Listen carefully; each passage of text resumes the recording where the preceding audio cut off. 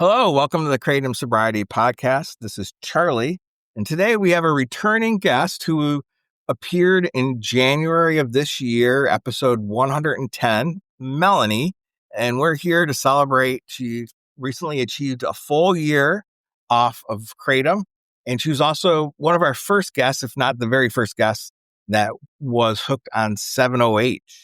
So welcome back to the pod, Melanie. Thank you, Charlie, for that wonderful introduction. It's nice to see you guys again.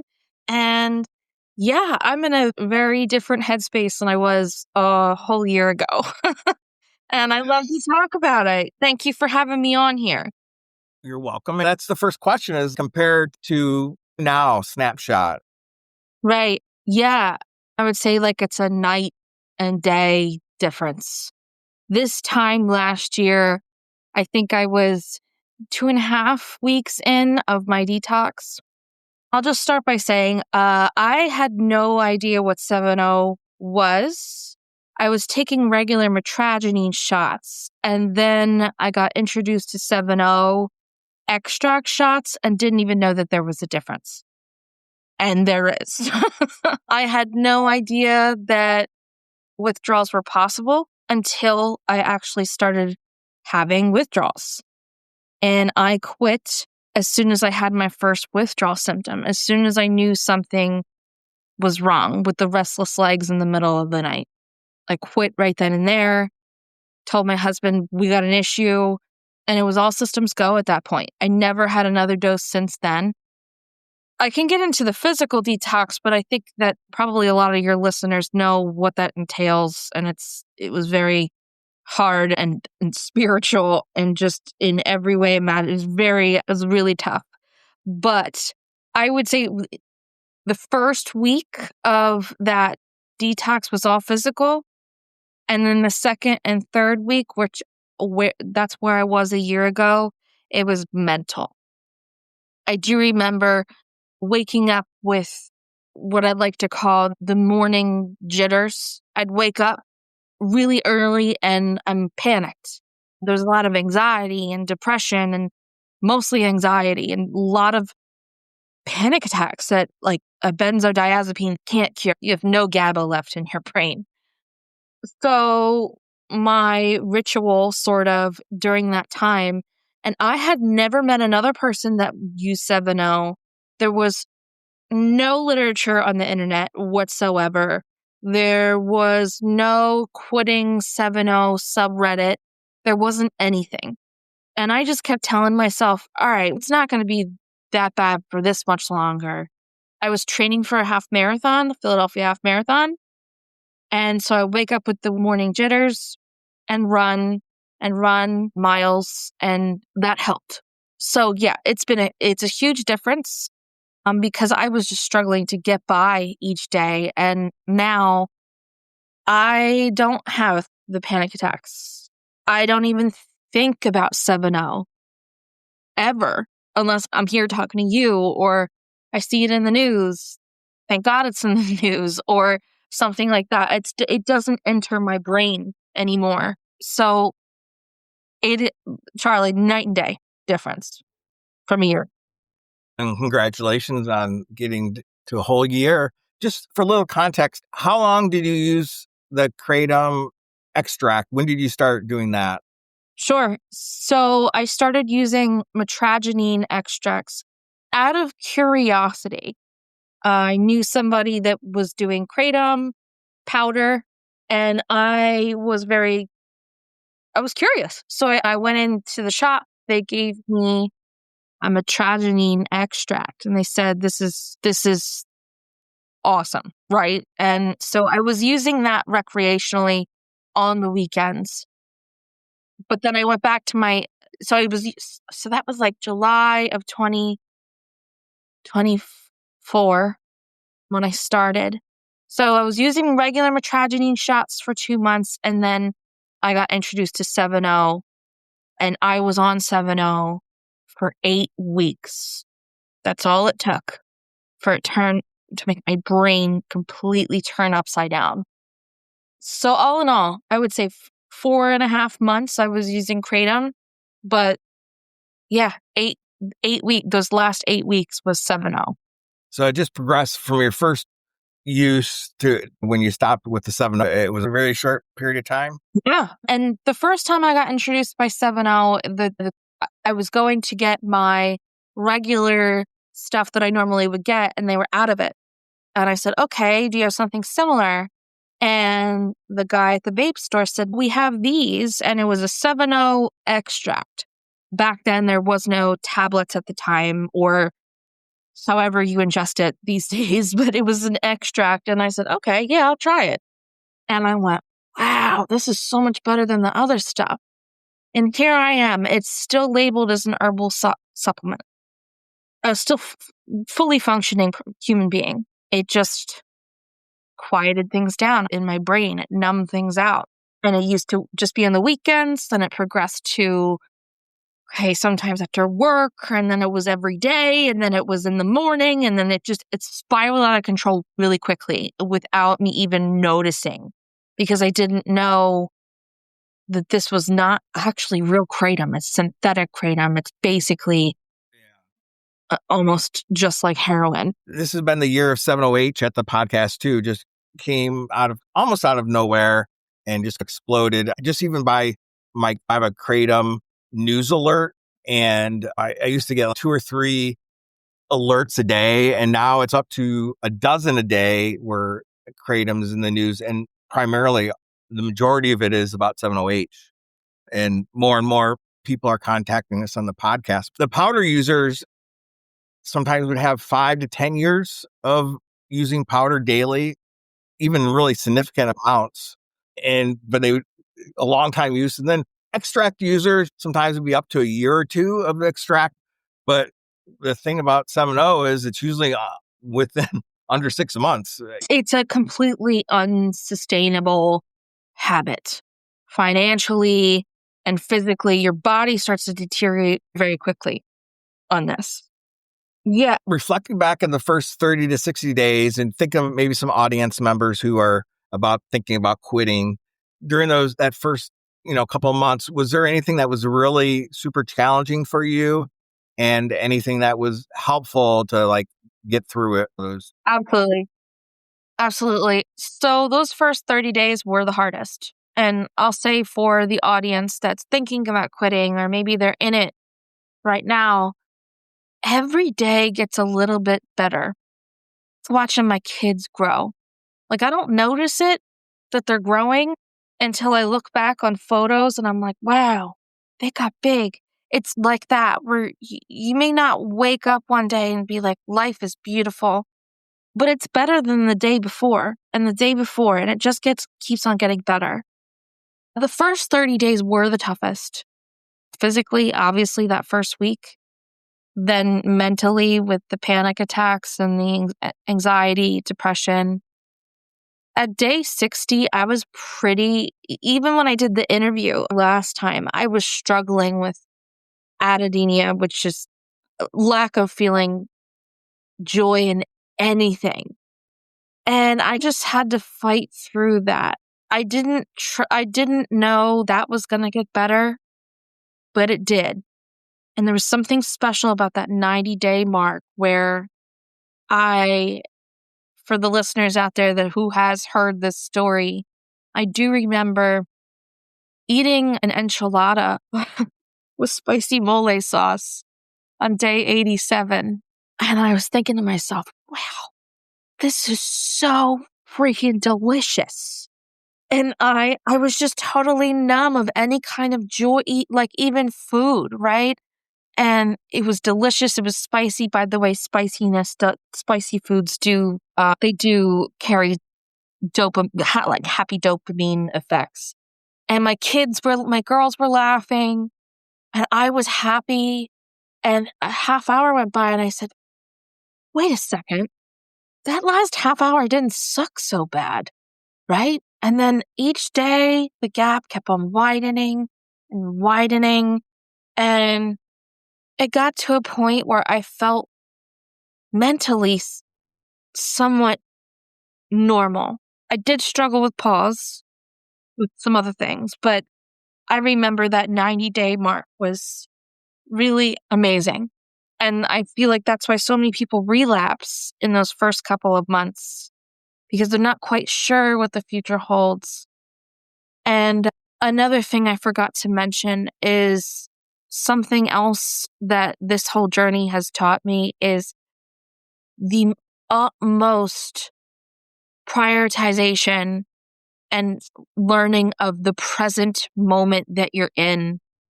All the bad feelings that you feel will not be that way forever. And it goes the same with all the good feelings you've ever felt. It all changes. It's life. It's constantly changing. So like when you're stuck, it just keeps going. Sorry, I'm going off on a little tangent here. Quickly, what did pause look for you? Post-acute withdrawal syndrome. My biggest issue was cravings. And it's weird for me to say that now because I don't ever think about it. I don't crave it at all. I just don't think of it. Doesn't run my mind. But I had to really bite the bullet with some cravings. I would say up until maybe about 4 months, that's when the cravings started to subside a bit. It would still come and go, but it wasn't like a just cry it out, make it to the pillow type day. It was, okay, I'm thinking about that. Thank you for coming, thought, but it's moving along.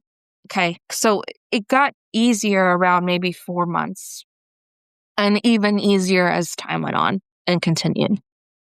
That's good to hear. Was there anything surprising a part of your healing journey?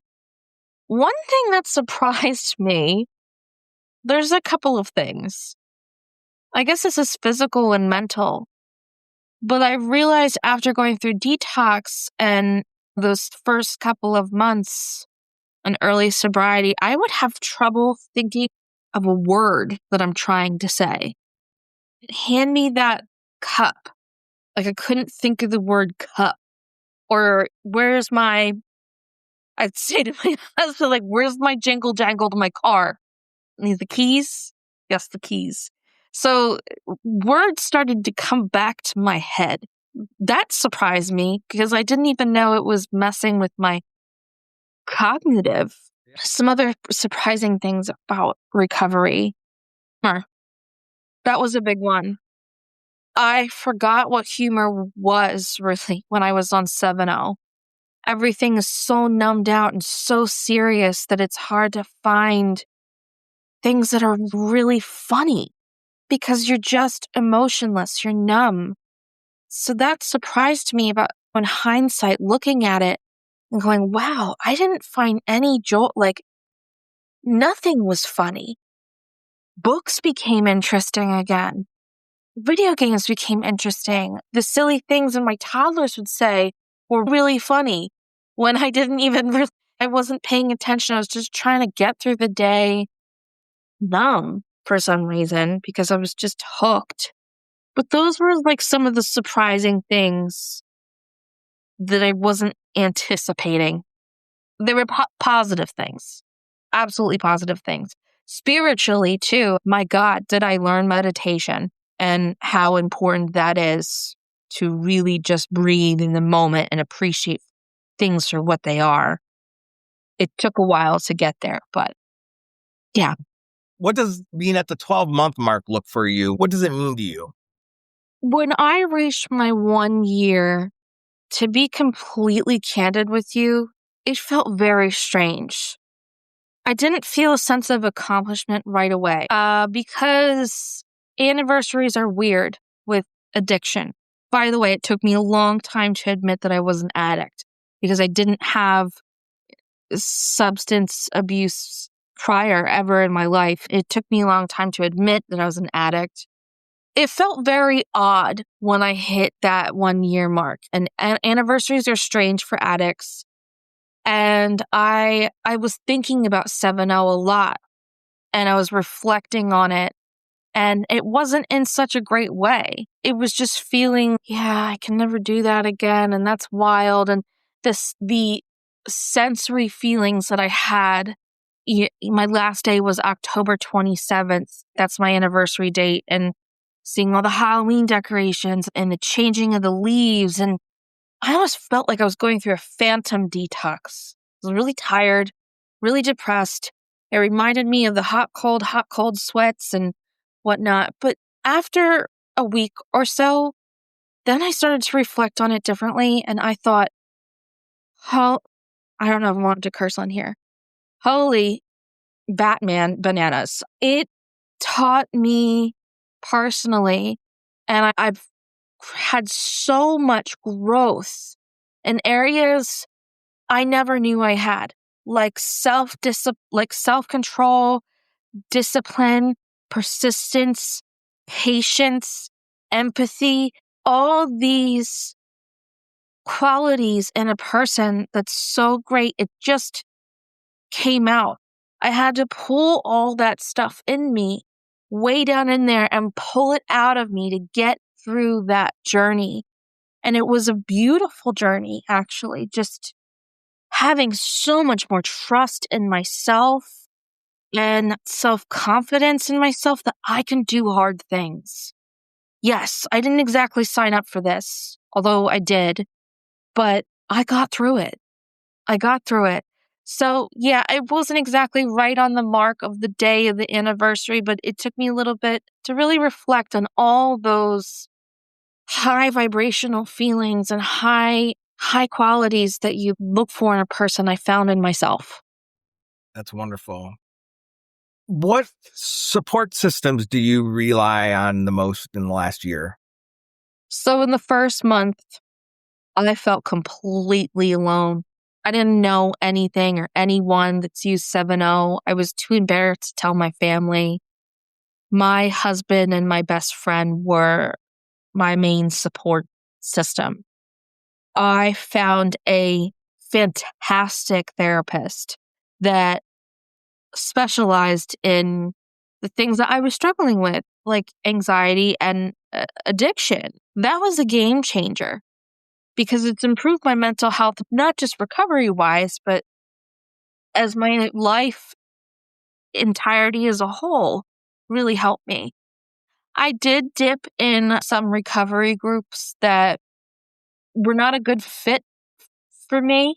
And that's when you really have to trust yourself and who you're talking to about your life and your situation, especially when they're addicts themselves. I would suggest to just proceed with caution with recovery groups and make sure that, not make sure, but I would highly recommend trained professionals leading recovery groups. So then halfway through my year, I was feeling great. I was doing really well. And then the rug just got ripped underneath me and I got laid off from a company that I have dedicated 10 years of service to. That ruined me. It ruined me. I did have feelings like I wanted to use again, but my God, thank God it was 6 months and not. Yeah. I did get through that. There were horrible feelings, and it's just divine timing because I literally just accepted an offer this morning at a prestigious liberal arts university in the area in a finance role. And I am just so grateful and happy and positive about what's to come here. So I know I strayed off the original question a little bit, but I would say a therapist. And then that last 6 months, I really had to just rely on the skills that I had in my toolbox, relying and trusting on myself and making sure that one person that's holding you accountable is in your life and still holding you accountable and having a friend to lean on. Yeah, those are good support systems. And it sounds like they were in place because getting laid off is like a breakup. It's just for most people. Low-key traumatic. Yeah. I'm glad you were able to get through it without reaching out for something. But here's the thing about being laid off in the latter half of the past year. There's good days and bad days when you're struggling with unemployment. And those bad days I knew I was going to get through them and just continue on forward because that's what I've been doing for the prior 6 months. Like I said before, feelings are fleeting, good and bad. I'm so happy I have a job right now. I'm sure one day I'm not going to feel like waking up and going to work, but it's all fleeting. And yeah, that was a huge it's tough because those are things that you need to deal with in your life, setbacks. Nobody has a full year to just have everything be rosy, peachy, perfect. But I can't imagine where I'd be if I was still using. Yeah. You'd be way more broke. Way more broke. Rice and beans broke. Yes. Yeah. I know you're a runner. How does running look like these days? So running is one of those things where we're on the Kratom Sobriety podcast. We're talking about escapism, whether it's a substance or whatnot. Running is the best form of escapism I can think of. When you get a runner's high and you are just on autopilot, it clears your head. It helps you physically, emotionally, spiritually. It's a tool that I really hope I never lose. And I'm going to keep running until I'm old and my knees give out because it's the best thing I could have possibly done myself in early recovery or just all through recovery. I didn't run the marathon this year because I was a little bit tied up with being unemployed and I had a lot on my plate, but maybe next year. Yeah, if you're going to engage in a transfer addiction, running or exercise is probably the best you can do it. You can get into a flow state, which is really wonderful. And then all the endorphins from the runner's high. How has your relationship with yourself changed in the last year? It's a really great question. I felt very disconnected to myself.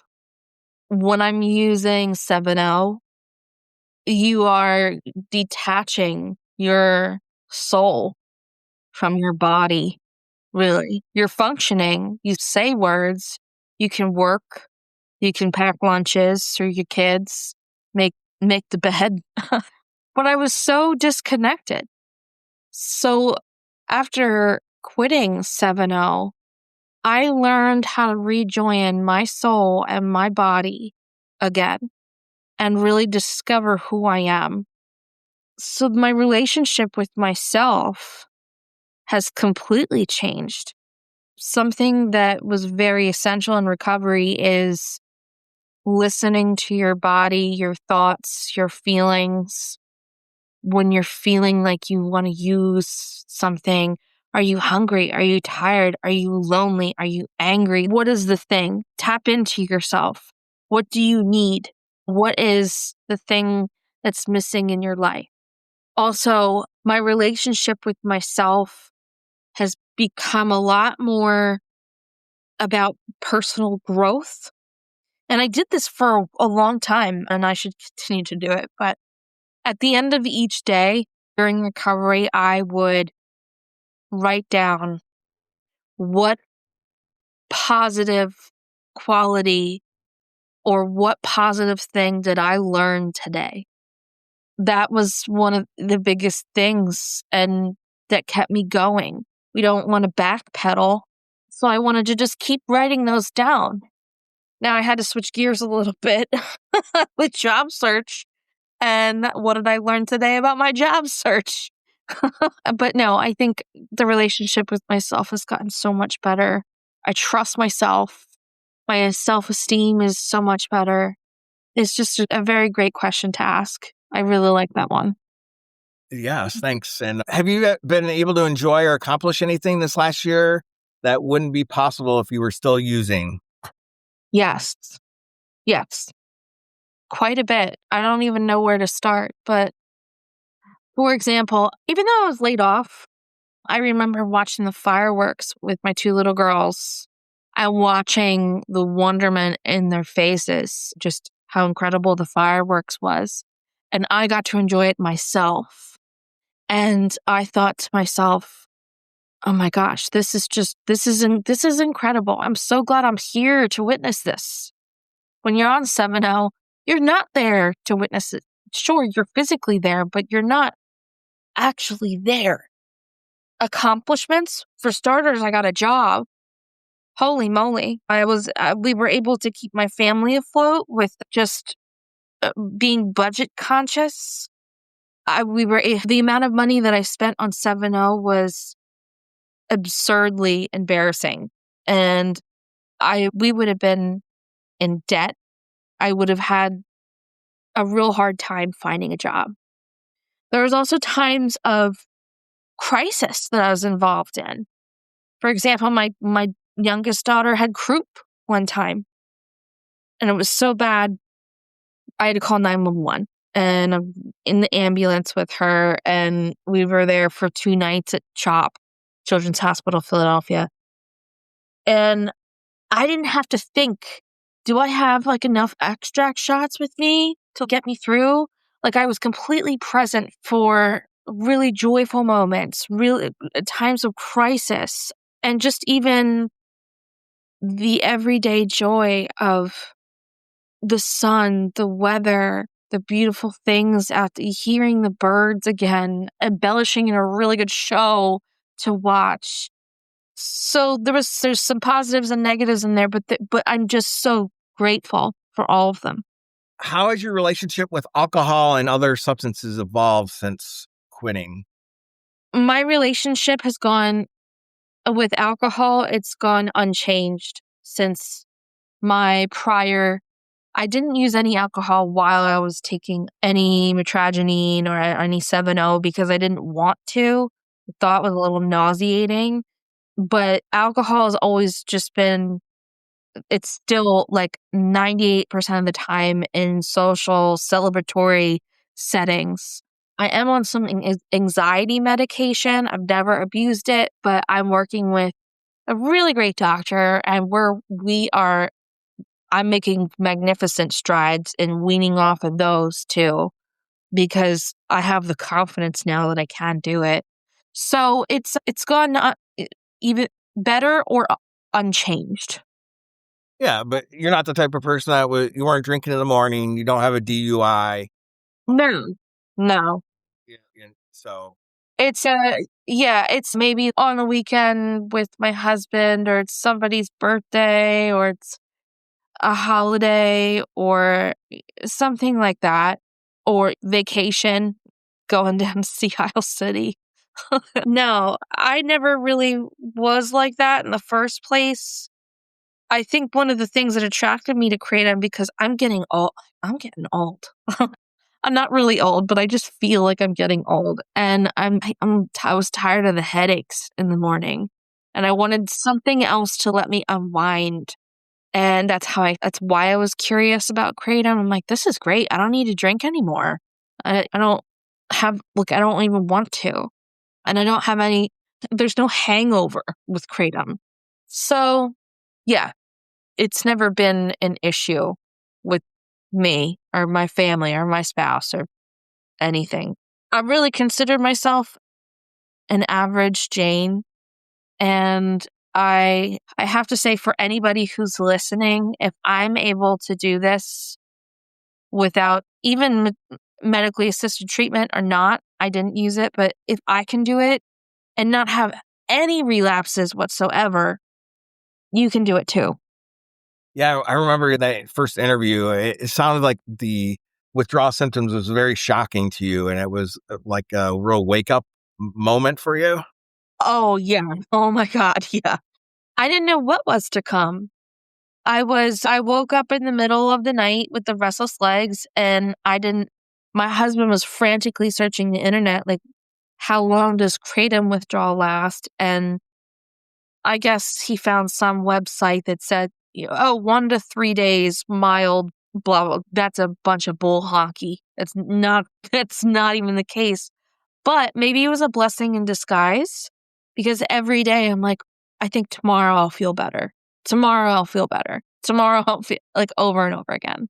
I was very much shocked and surprised about how it almost does. Let me say this. I have spoken with other people in recovery groups that have actually used real heroin, and they've also used 7-OH, and they describe it as such a lackluster of a high compared to heroin, but almost the same kind of withdrawal. That's what makes it so surprising, is that it's not even that great. So why it just doesn't add up, like it didn't add up. I really wish somebody, at the very least, the person that sold it to me, I really wish I had some kind of warning, some kind of, hey, just as a heads up, just want to warn you before I sell this to you. That would have made my life very much different. Yeah, there's a lack of social cues. In some places, you can buy it at a gas station right next to the 7-hour drink and the energy shots. And some people then put it in that bucket, and then they're blindsided when, after using it for a month or two, there's a dependency, and it's very much like an opiate dependency. And I do think the industry is somewhat irresponsible because they Very irresponsible. Yeah. they overhype it, and then they undersell the risks, and then the push to keep it legal, they have the same dynamic. And if somebody's on the verge of wanting to quit, do you have any specific advice for them? I do. And it's a very simple lesson that I actually even just taught my toddler 3 nights ago. She was kicking and screaming because she didn't feel like taking the tubs. Even though it only takes 4 minutes, 3 minutes to get the tubs done, she was dragging and kicking her feet for 45 minutes.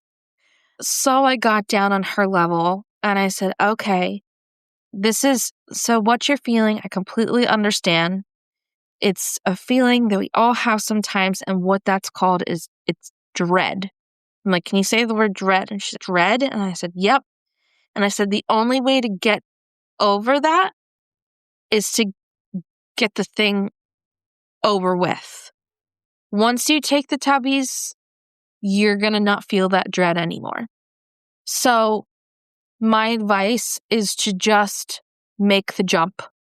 Just do it.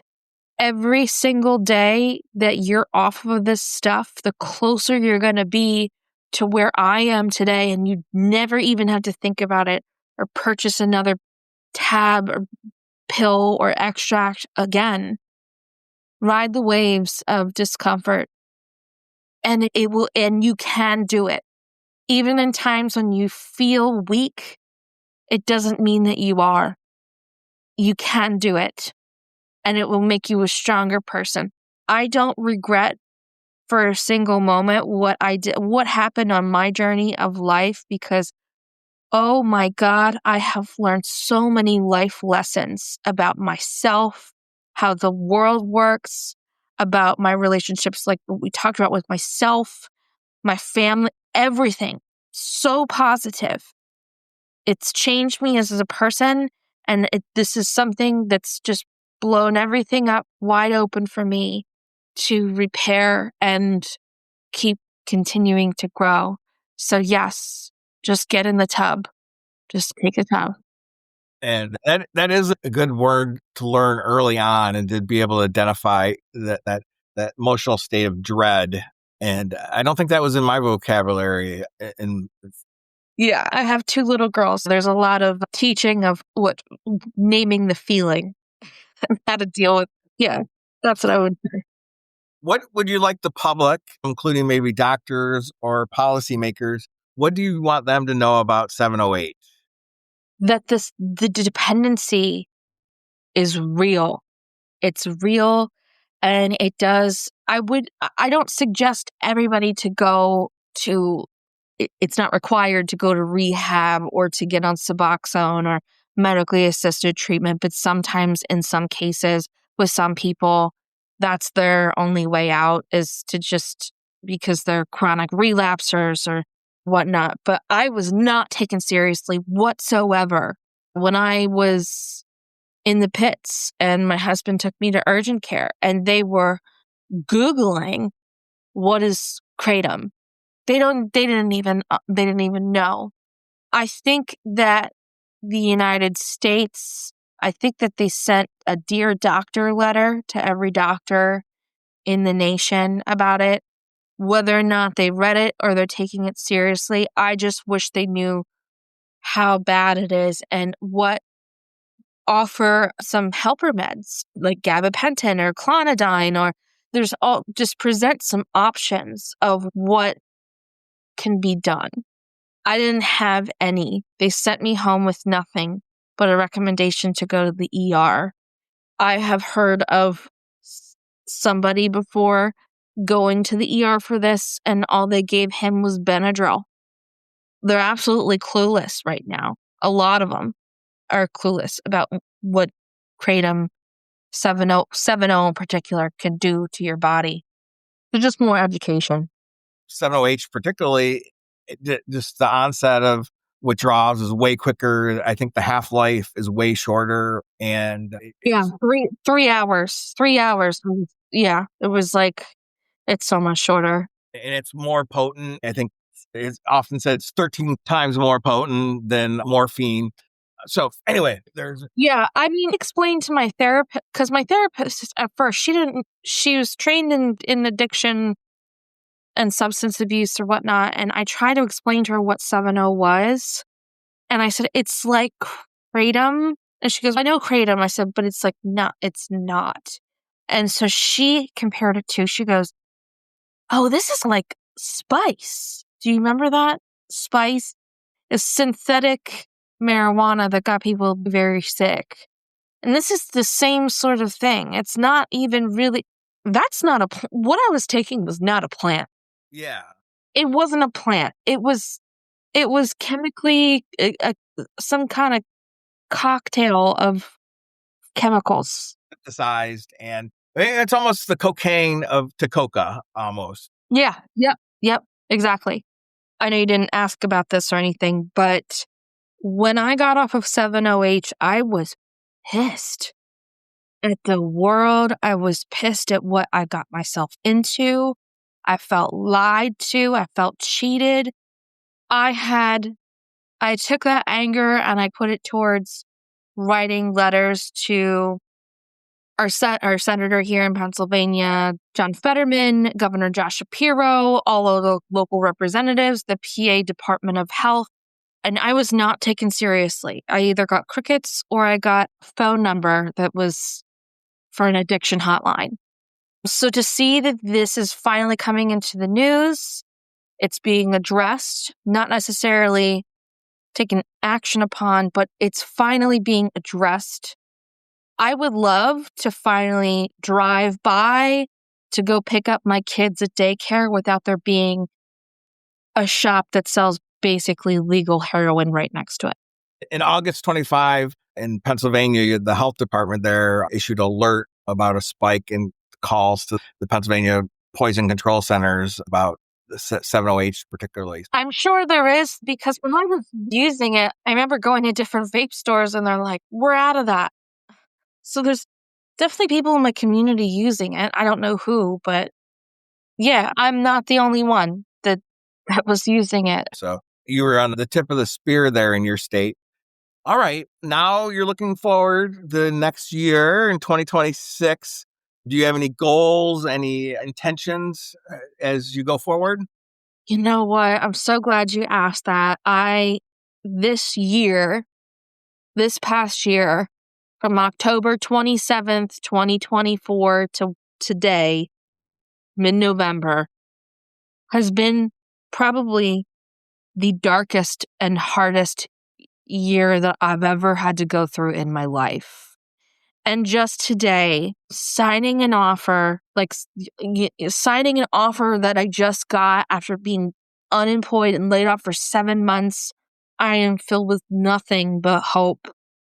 I have just a new sense of purpose in my life, a new sense of understanding of what empathy actually really means and helping others and just continuing to be on this path of growth. I know that I'm never going to, after this year, I know that I'm never, ever going to just stop growing. It's got to be a continuous improvement. Isn't that what life is all about? Yeah. So I'm very excited. New job.